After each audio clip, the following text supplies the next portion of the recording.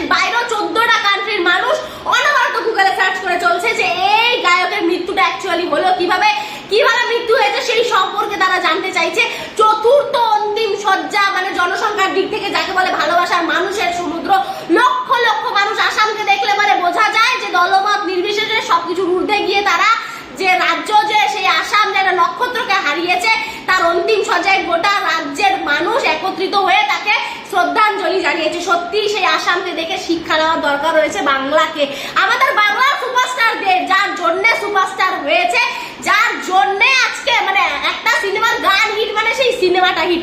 দেবের ক্যারিয়ারের শুরু থেকে জুবিন স্যারের গান, এই দেবের গানের সুরাকার ছিল জুবিন স্যার, যার জন্য গান হিট হয়ে দেব আজকে সুপারস্টার হয়েছে। সেই দেব এতই ব্যস্ত, সোশ্যাল মিডিয়া এক দুটো ফটো ভিডিও আপলোড করেই ঝামেলা শেষ করে দিয়েছে। এত ব্যস্ত সে তার ওই রঘু ডাকাতের প্রমোশনে যে সে যায় পর্যন্ত নি।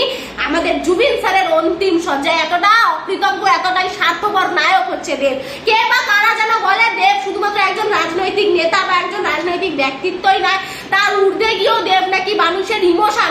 উনি ঠিক কি ধরনের ইমোশন তা তো বুঝতেই পারছে বাংলার মানুষ। দেব একজন স্বার্থপর অকৃতজ্ঞ নায়ক, যার জন্য দেব বড় হয়েছে, তাকেই দেব আজকে ভুলে গেছে। একদম স্বার্থপর নায়ক দেব।